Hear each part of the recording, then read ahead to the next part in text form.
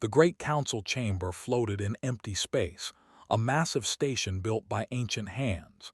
Inside, representatives from dozens of alien species sat in their designated seats. The chamber had seen 1,000 years of debates and decisions. Today, it would see something new. Ambassador stood at the speaking platform. She was 45 years old and had spent half her life trying to earn respect for humanity. Her dark suit was perfect, her presentation prepared, her voice steady. She had done this many times before. Honorable Council members, she began, humanity requests equal voting rights. We have been members of this council for 80 years. We have contributed our resources, our technology, and our soldiers to protect council worlds. We have proven ourselves worthy of full membership. High Arbiter on sat in the highest seat. He was an insect-like being with 4 arms and compound eyes that glittered in the artificial light. His species had ruled the galaxy for 10,000 years. He made a clicking sound that his translator turned into laughter. Worthy, On said, your species has existed in space for less than a century. My people were building star gates before your ancestors discovered fire. You ask for equality. Perhaps in another 100 years we might reconsider. Other council members nodded. Some showed clear agreement. Others stayed silent, but their silence said enough. Felt her jaw tighten. She had expected resistance, but not open mockery. With respect, High Arbiter, we have saved council worlds. When the outer colonies were attacked, human ships arrived first. When? Yes, yes, On interrupted with a wave of one clawed hand. You are useful, like young workers learning their trade. This does not make you equal to the masters. Speaker, a being made of living crystal, spoke in her musical voice. The matter is decided. Humanity's request is, now we move to the next issue. Wait, said her voice rising slightly. There is another matter, the territorial claim on human outer colonies. 40% of our worlds claimed under ancient rights. We request the Council reject this claim. Stood, he was, a reptilian species known for their warriors. His scales were deep red and his teeth showed when he spoke. Those systems belonged to the collective 3,000 years ago. Human occupation is temporary. We are reclaiming what is ours by ancient law. Ancient law, his voice was sharp now. Those worlds were empty when we found them. We built cities there. Millions of humans live there now. You cannot simply take. This council recognizes historical territorial claims, said. Her crystalline form glowed brighter. The decision is made. Humanity will surrender the disputed colonies within 6 months. This is final. Final stepped forward. You would displace millions of people, families, children, for a claim based on ancient maps. The council has spoken, On said. This discussion is over. 2 security officers, tall aliens in armor, moved toward. The message was clear. She looked around the chamber at faces that showed no sympathy, no concern, just indifference and contempt. She left the chamber with her head high, but her hands were shaking. 20 light-years away, President received the message in his office aboard the human flagship Defiant. He was 53 years old, with gray hair and tired eyes. He had been an admiral before becoming president, and he understood both war and politics. He watched the recording of the council session 3 times. Then he sat in silence for a long moment. Fleet Admiral Bin stood nearby. He was 58, a veteran of every conflict humanity had faced in space. Mr. President, he said quietly. They mock us, said, after everything we have done. After all the blood we have shed defending their worlds, they treat us like children begging for scraps. Yes, sir. And now they want to take our colonies, our people, our homes. Stood and walked to the window. Space stretched out before him, filled with stars that humans had reached through courage and sacrifice. How many colonies would we lose? 42 worlds, Bin said. 7 million people would need to be relocated. The economic impact would cripple our outer systems for decades. And if we refuse, they will take them by force. The fleet outnumbers us 5-1 in that sector. Turned, and if we fight. Bin met his eyes. We would be declaring war on the entire Galactic Council. No species has done that and survived. No species has been human, said quietly. He called his military advisors. They met in secret for 6 hours. They reviewed fleet positions, weapons capabilities, resource reserves. They planned strategies that had never been used before. They discussed tactics the Council had never seen. Captain was the youngest person in the meeting. At 32, she commanded the experimental warship Indomitable. She had new ideas about space combat, ideas the older admirals had dismissed as too risky. Now they listened carefully. The Council species fight with honor, she said. Formation battles, agreed rules of engagement. They have done it this way for thousands of years. And that is their weakness, said. Yes, sir. They expect us to fight the same way. If we do, we lose. But if we fight like humans have always fought when outmatched. Guerrilla tactics, Bin said. Hit and run, no honor, just victory. They will call us savages, another admiral warned. They already call us children, replied. I would rather be a savage than a slave. The decision was made. Ordered all human fleets to prepare for combat.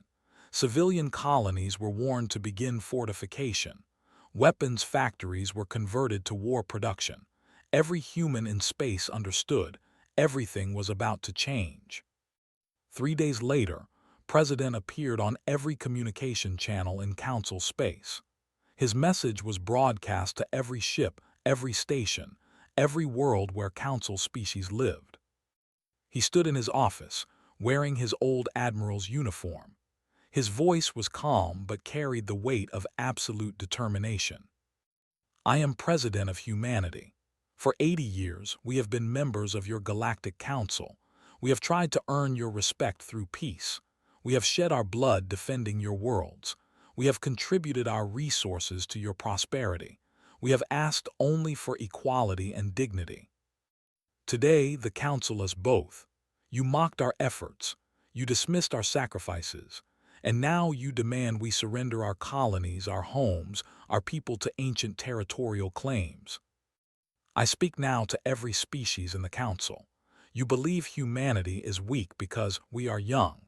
You believe we will surrender because we are outnumbered. You believe we will beg for mercy because we have always sought peace. You are wrong.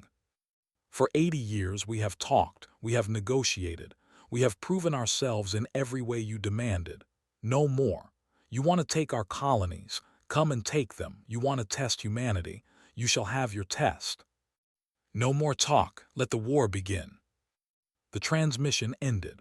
Across Council space, alien leaders stared at their screens in shock. No one had ever spoken to the Council this way.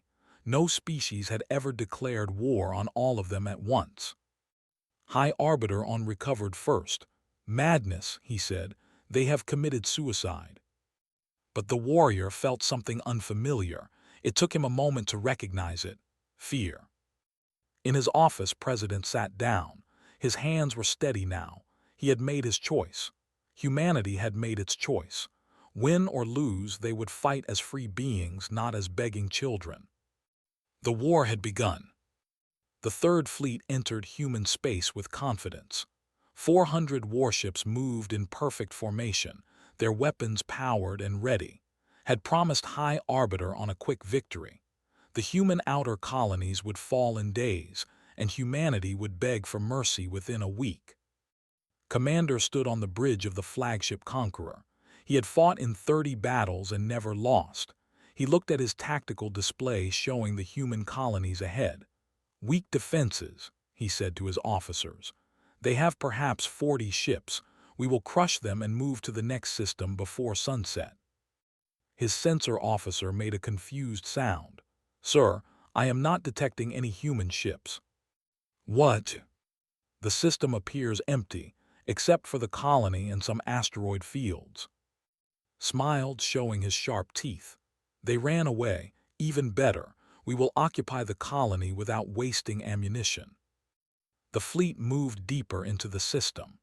The asteroids ahead were large, clustered in groups that would make navigation difficult, ordered the fleet to slow down and move carefully through the field. Then space exploded. Human ships appeared from behind asteroids, emerging from hiding spots that should have been impossible to detect. They were smaller than vessels, faster, painted in dark colors that made them nearly invisible against space. Captain stood on the bridge of her ship, watching the enemy fleet enter her trap. She was young for a captain, but she had spent years studying ancient Earth naval battles. She knew how to fight when outnumbered. "All ships," she said calmly into her communicator, "execute attack pattern Delta, hit them hard and disappear." The human ships struck like ghosts. They fired that accelerated projectiles to incredible speeds. The metal slugs punched through shields like they were paper. 3 enemy ships exploded before they could react. "Return fire," shouted. His fleet turned their massive weapons toward the attacking ships, but the humans were already gone, vanished back into the asteroid field. "Where did they go?" demanded. "Unknown, sir. They are using the asteroids as cover." Before could respond, another attack came from a different direction. More fire, more explosions. 5 ships were destroyed in seconds. Then the humans disappeared again. "This is not honorable combat," roared. "They are cowards." But Commander Jin He, watching from a different human ship, just smiled. His Marines were already preparing for the next phase. Humans did not care about honor in war. They cared about winning. The fleet tried to adapt. They tightened their formation, grouped their shields together. It did not matter. The humans had rigged some asteroids with explosives. When the fleet came close, the asteroids were detonated, sending massive chunks of rock into enemy ships at high velocity. "They turned asteroids into weapons," a tactical officer said in disbelief. 30 more ships were destroyed or damaged. The fleet was in chaos now, trying to defend against an enemy they could not predict. Captain pressed her advantage. "Launch the fusion missiles," she ordered. The missiles looked like normal projectiles on sensors, but when they hit their targets, they detonated with the heat of a small sun. Ships melted. Armor that had been designed to withstand plasma weapons could not handle temperatures this extreme.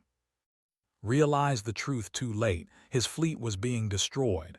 "Retreat," he ordered. "All ships retreat from the system." But the humans had planned for this too. As the fleet tried to flee, they found human ships waiting at the jump points. Small, fast vessels launched torpedo spreads that disabled enemy engines. Ships that could not jump were left stranded. "Boarding craft incoming," an officer screamed.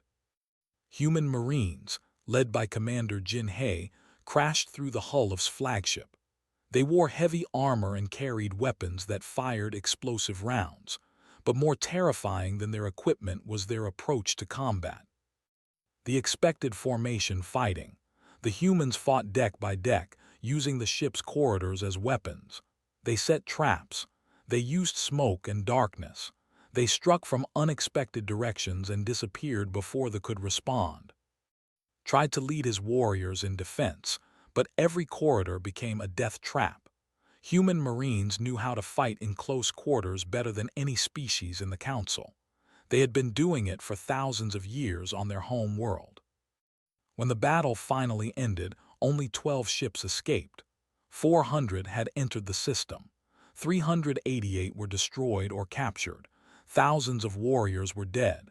It was the worst military disaster in their species' history. The survivors brought news back to Council space. High Arbiter called an emergency meeting. "This is impossible," he said, watching recordings of the battle. "How did they destroy an entire fleet?" "They fight like no species we have encountered," said. He had lost the 3rd Fleet and his reputation with it. "They do not follow the rules of war. They use tricks, traps, deception." "Because they are savages," said. "No," Speaker said quietly. The crystal being's glow was dimmer than usual. Because they are creative. We have fought the same way for. They have adapted to our methods and found our weaknesses. What do you suggest? On demanded. Caution, we underestimated them. Caution, On stood. We have the largest military in the galaxy. We will send 10 fleets, 20 if needed. We will crush them with sheer numbers. But across Council space, military commanders were watching the same recordings. They saw how human ships moved. They saw how human weapons worked. They saw how humans fought when boarded. And they were afraid. On Earth, President addressed his people. The war had only begun, but humans needed to understand what they faced. Citizens of Earth and all human colonies, he said, today we won our first battle, but do not celebrate yet. The Council has resources we cannot match. They have numbers we cannot equal. This war will be long and hard. But I promise you this, they thought we would beg for peace after the first battle. They were wrong. Every system they attack, they will bleed for. Every world they threaten, we will defend. We will show them what it means to awaken Earth. We did not want this war. We wanted peace and respect. They gave us neither. So now we give them something they have never experienced in 10,000 years of dominance. We give them a real fight. Stay strong. Stay united. And remember, we fight not because we hate what is in front of us, but because we love what is behind us. Back at the battle site, Captain watched salvage crews examining captured ships. Dr. Na Wu, the head of human weapons research, was already studying alien technology. Can we use their ships? Asked. Some parts, yes, Na Wu replied. She was 38, brilliant, and always thinking 3 steps ahead. But more importantly, I understand their shields now. I can make weapons to counter them. How long? Give me 6 months. I will give you weapons that will make today's victory look small. Fleet Admiral Bin arrived at the system 3 days later. He walked through the debris field in a small shuttle, looking at the destroyed vessels floating in space. They came here thinking we were weak, he said to his aide. Now they know better, but knowledge will make them more dangerous. They will adapt. We must stay ahead of them. Can we win, sir? Bin was silent for a moment. I do not know, but I know we will not surrender. Sometimes that is enough. Across the galaxy, the war was just beginning. But the Third Fleet would be remembered as the moment when the ancient species learned a new emotion. The moment they learned to fear humanity. 2 years had passed since President declared war. The conflict had spread across 40 star systems like fire through dry grass. The Galactic Council had committed 8 full fleets to crush humanity, yet humans still fought. On the bridge of the Defiant, Fleet Admiral Bin studied the tactical map of known space. Red markers showed Council fleets. Blue markers showed human forces. There was far more red than blue. They have us outnumbered 7-1, his tactical officer said. Then we must be 7 times smarter, Bin replied. He had developed what humans called Earth's doctrine. Do not hold territory. Do not fight fair battles. Instead, make the enemy bleed for every meter of space. Strike their supply lines. Ambush their reinforcements. Disappear before they can respond. Captain Mi understood this doctrine better than anyone. At 29, she led the experimental fighter squadrons that struck deep into enemy space. Her pilots flew small, fast ships that could jump in and out of systems before the enemy knew they were there. Target is the supply convoy, she told her squadron. They floated in space near a jump point, hidden among debris from an old battle. 17 cargo ships, 10 escorts. We hit the escorts first, then the cargo vessels. 30 seconds of combat, then we jump out. Clear. Clear, Captain, her pilots responded. The convoy appeared exactly on schedule. They were predictable, following routes they had used for centuries. Mi counted down silently. 3, 2, 1. Attack. Her fighters burst from hiding. Their weapons were human-designed, built for maximum damage in minimum time. The escorts exploded before they could raise full shields. The cargo ships tried to run, but fighters were faster than transport vessels. 28 seconds after the attack began, all 17 cargo ships were destroyed. Mi's squadron jumped away, vanishing into deep space. Behind them, 10 escort ships drifted in pieces, and supplies that would have fed a fleet for months were gone. Mission successful, Mi reported. 0 casualties. But not all missions ended so well. She had lost 60% of her original squadron over 2 years. New pilots arrived every month, young and eager, and often dead within weeks. They accepted these odds because every enemy carrier destroyed meant another month of survival for human colonies. Colonel fought a different kind of war. At 36, he led human intelligence operations. His team had spent a year cracking Council communication codes. Now they could read enemy messages almost as fast as the enemy could send them. The 3rd Reserve Fleet is moving to Sector 12, one of his officers reported. Smiled. Send a false message to the 4th Fleet. Make it look like it came from High Arbiteron. Tell them they are planning to claim Sector 12 for themselves. That will make them fight each other. Exactly. 3 days later, and ships fired on each other in what became known as the Sector 12 incident. Hundreds died before both sides realized they had been tricked, but the damage was done. Trust between Council species was cracking. On the colony world of New Sol, civilian leader Hay watched workers build defensive walls around the city. Every colony had been transformed into a fortress. Children learned to use weapons in school. Elderly citizens designed traps and defenses. The entire human species was mobilized. How long can we sustain this? A worker asked Hay. As long as necessary, she replied, but privately she worried. 2 years of total war had cost 30% of humanity. Every family had lost someone. Every city had been damaged. Even if they won, what would be left? In her research facility hidden in an asteroid, Dr. Nawu worked on humanity's next weapon. She had studied captured Council technology and found a weakness. All their ships relied on advanced computers and artificial intelligence. We can exploit this, she explained to President during a secure call. I am building what I call a quantum disruptor. It releases a pulse that shuts down all electronics in a large area, including our own ships.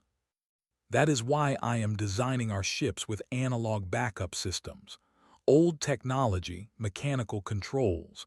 If the disruptor fires, our ships will survive. Council ships will go dead in space. How long until it is ready? 3 months, maybe 4. Make it 2, said. We need a decisive advantage. Dr. Nawu nodded and returned to work. She slept 3 hours a night, driven by the knowledge that every day she delayed meant more human deaths. The quantum disruptor was tested in the Battle of the Nebula. A Council fleet of 600 ships cornered a human force of 80 vessels in a vast gas cloud. The Council commanders thought they had finally trapped humanity's mobile forces. Captain, now promoted to Commodore, commanded the human fleet. She watched the enemy ships close in from all directions. They have us surrounded, her tactical officer said nervously.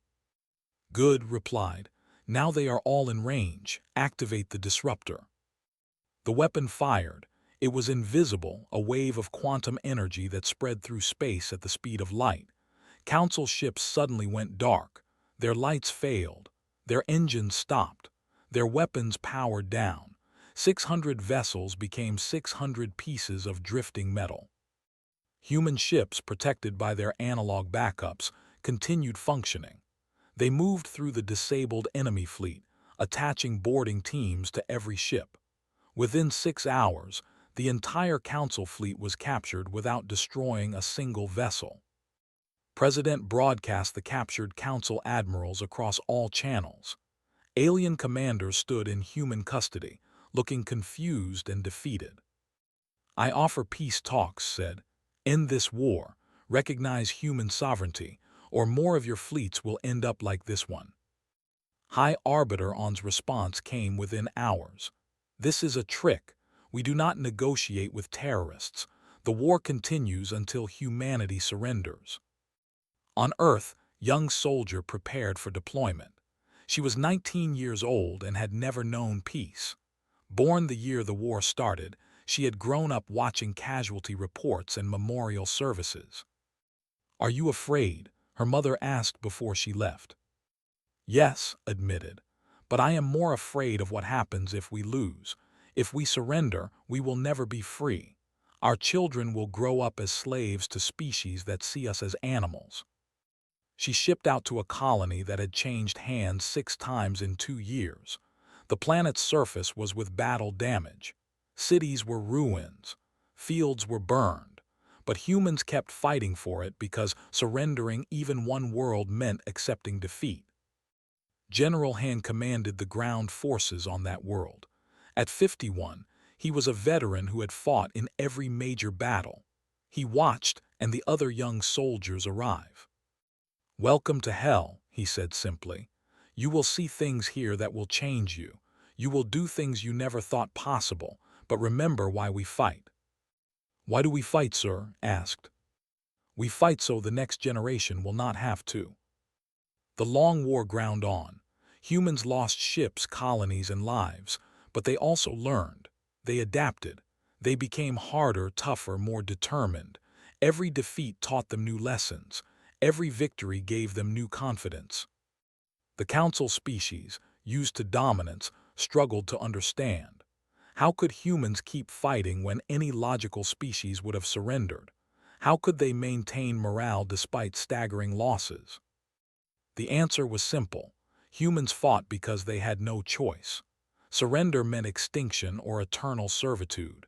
So they fought, even when outnumbered, even when victory seemed impossible. 2 years had become 3, then 4. The war continued, grinding both sides down. But while the council fought for pride and territory, humans fought for survival, and that made all the difference. Year 5 of the war arrived like a ghost. Humanity had taken losses that would have destroyed any other species. 30% of all humans were dead or wounded. Entire colonies had been abandoned. Earth itself bore scars from 3 separate attacks. But the Galactic Council had lost something more important than numbers. They had lost their certainty. In his office aboard the Defiant, President met with his most trusted advisors. Fleet Admiral Bin spread out star maps on the conference table. "The Council expects us to defend," Bin said. "They think we will try to protect what we have left. This is what they are prepared for." "So we do the opposite," said. "Yes, sir, Admiral Bin has a plan." Admiral Bin stepped forward.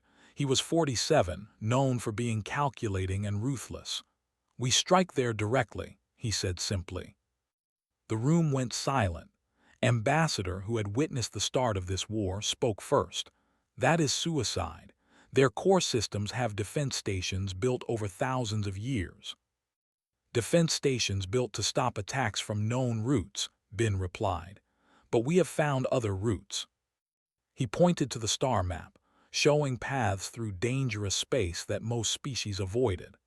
"Our scout ships have spent years mapping routes through radiation zones, gravitational anomalies, and dark matter fields. These routes lead directly to Council, bypassing their border defenses." "How many ships do we need?" asked. 200. It will be dangerous. Many will not return, but the psychological impact will be worth it." Studied the map for a long moment, then he nodded. "Do it." 3 weeks later, Admiral Bin's fleet gathered in deep space. 200 ships, carrying humanity's best crews, prepared for a mission that might end the war or destroy them all. "All ships report ready," his tactical officer said. "Then let us teach the Council what fear truly means," Bin said. "Jump." The fleet vanished into the dangerous routes. They passed through radiation storms that burned ship hulls. They navigated gravitational fields that crushed weaker vessels. They lost 32 ships to the journey alone, but the remaining 168 emerged exactly where they needed to be.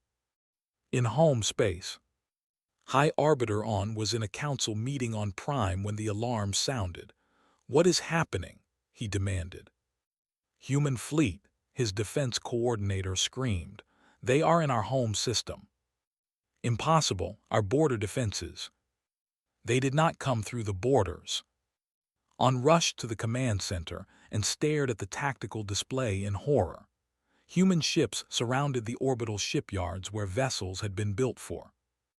Admiral Bin broadcast his message to the entire planet. "People of, for 5 years your fleets have attacked our colonies. You brought war to our homes. Now you will understand what that feels like." The human ships opened fire, not on the planet itself but on military targets. Orbital shipyards exploded. Defense stations crumbled. Communication arrays went dark. Within 2 hours, military infrastructure around there was destroyed. Then, as quickly as they appeared, the human ships jumped away. The psychological impact was devastating. For 10,000 years, Prime had been safe. It was the heart of their empire, protected by layers of defenses. Yet humans had penetrated those defenses as if they were nothing. High Arbiter On sat in his command center, surrounded by smoking equipment and frightened officers. His compound eyes, usually bright with confidence, were dim. Across council space, other species watched in shock. If the mighty could be attacked in their home system, no one was safe. Diplomat used this chaos to humanity's advantage. At 44, she was skilled at reading people and finding their weaknesses. She approached 3 smaller council species with a simple message. "The major powers brought you into this war," she told them, "but they cannot protect you. Human fleets could appear in your home systems tomorrow, or you could accept peace with humanity. Your choice." The smaller species remembered how the An had always treated them with barely concealed contempt. They remembered being forced to contribute ships to a war they never wanted. 3 of them secretly began peace negotiations with humanity. But the war was not over. Desperate to restore pride after the Third Fleet disaster, launched a massive assault on Earth itself. He gathered every remaining ship and thousands of allied vessels. "We will destroy there," he declared. "We will show them the price of defying the Council." 50,000 ships converged on Earth's solar system. It was the largest fleet ever assembled in known history. Admiral, once a young captain, now commanded Earth's defense. She was no longer the optimistic officer who had fought at Outer Rim Station. 5 years of war had made her harder, more experienced, but also more determined.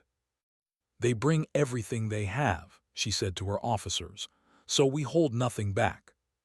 The siege of Earth lasted 3 weeks. Every human ship, every defense platform, every weapon on the planet itself was thrown into the battle. The fighting was brutal.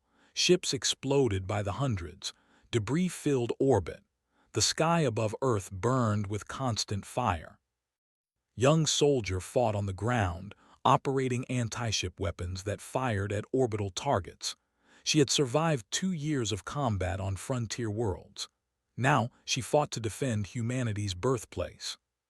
"Keep firing," General Hand shouted as enemy boarding craft tried to land. "They do not touch our world." Human pilots flew suicide missions, ramming their fighters into enemy carriers. Marine battalions boarded ships and fought deck by deck. Dr. Nawu deployed every experimental weapon she had developed, regardless of the risks. The battle reached its climax when flagship entered low orbit, attempting to bombard major cities. Admirals' battered fleets surrounded the vessel. They fired everything they had. The flagship's shields failed. Its hull cracked. And the proud warrior who had started this war was captured when his ship was boarded. When the battle finally ended, the collective had lost 90% of its military strength. Thousands of ships floated as wreckage. Tens of thousands of warriors were dead or captured. President visited in detention. The reptilian warrior expected execution, instead offered medical treatment. "Why?" asked his pride broken. "Because we do not hate you," said quietly. "We never did, we just will not kneel to you." Stared at the human president. For the first time he understood. Humans had never wanted conquest or revenge. They only wanted equality and respect. Across council space, the message was clear. Though the most aggressive military power in the council had been defeated, not just beaten in battle but broken as a military force. High Arbiter called an emergency session. Only half the council species attended. The others were too afraid or too busy negotiating with humanity. "We must end this," Speaker said. Her crystal form pulsed with dim light. "We cannot win." "We still have superior numbers," argued, but his voice lacked conviction. "Numbers do not matter against an enemy that refuses to surrender," replied. "They will fight until every last human is dead, and they will take most of us with them." For the first time in 5 years, the council began seriously discussing peace. Not because they wanted peace, but because they feared what would happen if the war continued. On Earth, citizens emerged from shelters to see the debris field above their world. The sky was filled with the wreckage of thousands of ships. The cost had been terrible, but they had survived. President addressed his people one more time. "We have broken their will to fight," he said, "but the war is not over until they recognize our right to exist as equals. Stay strong. Stay united. We are close to the end." In his detention cell, watched human doctors treat his wounds. He thought about how this war had started. The council had believed humans were weak because they were young. They had believed humans would surrender because they were outnumbered. They had been wrong about everything. Year 7. The war was over in everything but name. Council fleets remained in their home systems, afraid to venture out. Human ships patrolled freely through what had once been forbidden space.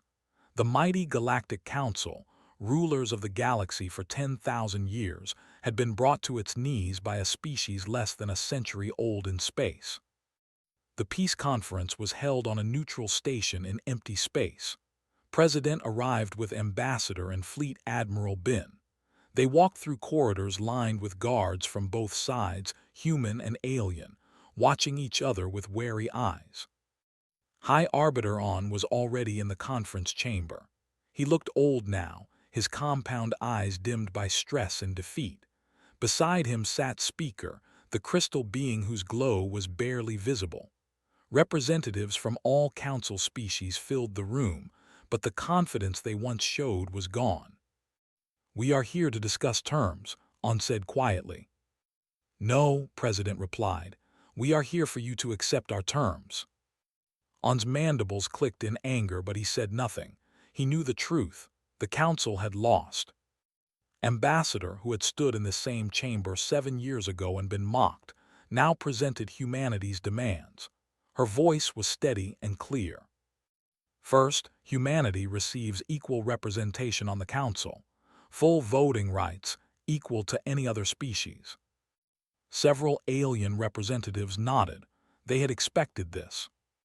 Second, all claims to human colonies are permanently withdrawn. Our worlds belong to us. More nods. This too was expected. Third, the council will pay reparations for this war. We did not start this conflict. You forced it upon us. Now there were murmurs of protest. Started to speak but continued. Fourth, aggressive council fleets will be demilitarized. We will not disarm you, but we will ensure you cannot threaten us again. This is humiliation, a representative said. No, said. Humiliation is what you gave us for 80 years. This is justice.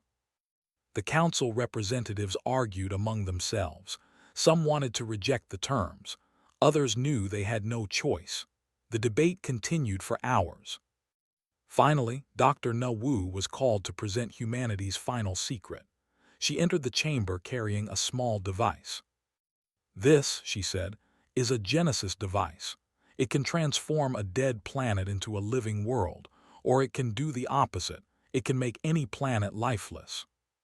The chamber fell silent. We have manufactured 50 of these devices, Nawu continued. We could have used them during the war.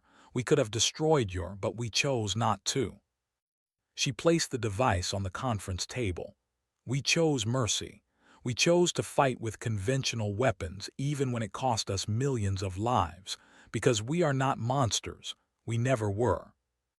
High Arbiter stared at the device. You could have ended this war in days. Yes, said, but then we would have become what you accused us of being, savages, barbarians. Instead, we fought with honor even when you did not.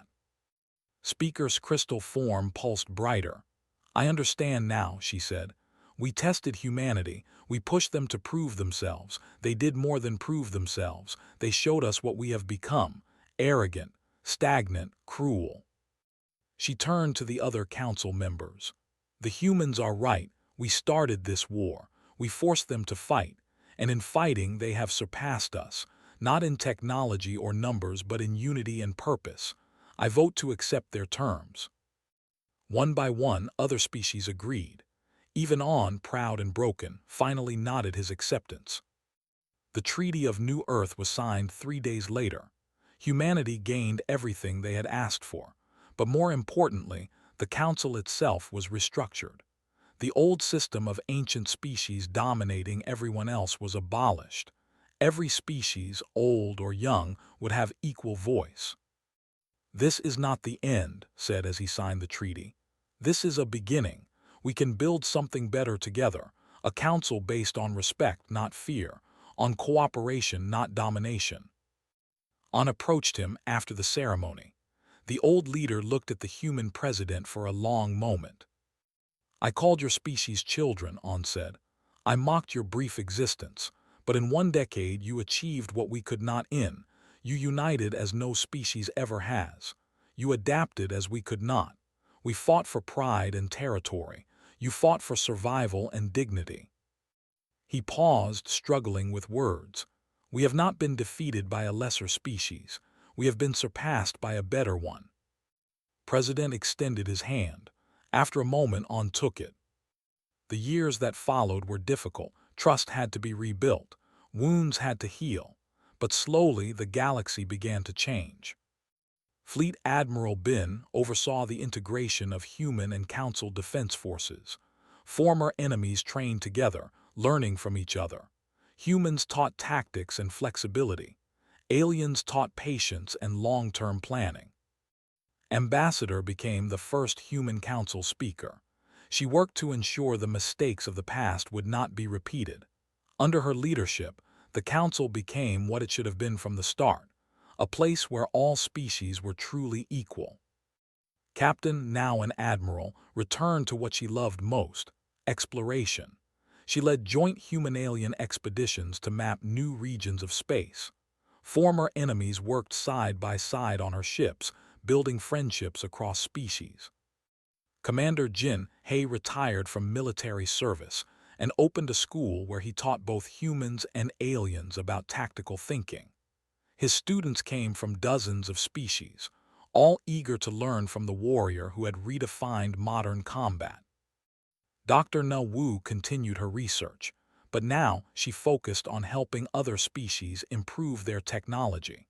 The Genesis devices were locked away in secure facilities, a reminder of what could have been but was never used. Young Soldier left the military and went to university. She studied art and literature, things that had seemed impossible during the war. She represented the new generation, one that could finally live in peace. General Han visited war memorials across human space. He never forgot the cost of what they had achieved. Billions of humans had died. Entire worlds had been. The price of respect had been paid in blood. 10 years after the war's end, a joint colony was founded on a frontier world. Humans and a dozen other species built a city together. Children of all races played in shared schools, learning each other's languages and cultures. President, now elderly and retired, visited the colony. A young student approached him with a question. "Sir," the child said, "why did humans fight so hard? My teachers say you were outnumbered and should have lost." Smiled. He knelt down so he could look the child in the eyes. "We fought because we believed in something your council had forgotten, that all species deserve dignity and respect, that the right to determine your own fate is worth any sacrifice. But you killed so many of our people." "Yes," said his smile fading, "and so many of ours died too. War is always terrible. It should always be the last option. But sometimes, when faced with extinction or slavery, a species must fight. Not because they want to, but because they must." "Are we equals now?" the child asked. "Yes, and that makes the galaxy stronger. When we were at war, both our species were weaker. Now, working together, we can achieve things neither of us could alone." The child nodded and ran off to play with human friends. Watched them, these children who would never know the war, and felt that perhaps the cost had been worth it. That evening, he stood on a hill overlooking the new colony. Lights from human and alien buildings mixed together in the darkness. He thought about all the people who had died to make this moment possible. "We did not want war," he said quietly to the stars. "We wanted peace, but they would not give us peace with dignity, so we took it by force, and now, finally, we can build something better." Behind him, unapproached, the old leader had also come to see the colony. "Do you regret it?" asked. "The war?" "Every day," replied. "Every life lost weighs on me. But do I regret fighting for humanity's freedom? Never." "I regret that we forced you to fight," said. "We were arrogant. We thought 10,000 years of dominance meant we were superior. You taught us that age does not equal wisdom." They stood together in silence, two old warriors who had been enemies and were now, if not friends, at least partners in building a better future. The galaxy had changed. The old order of ancient species ruling over younger ones was gone. In its place was a new system based on merit and respect, not age and tradition. And humanity, the species that had been dismissed as children, had become the catalyst for that change. Not through conquest or cruelty, but through their refusal to be anything less than equal. The war was over, the peace had been won, and the galaxy would never be the same.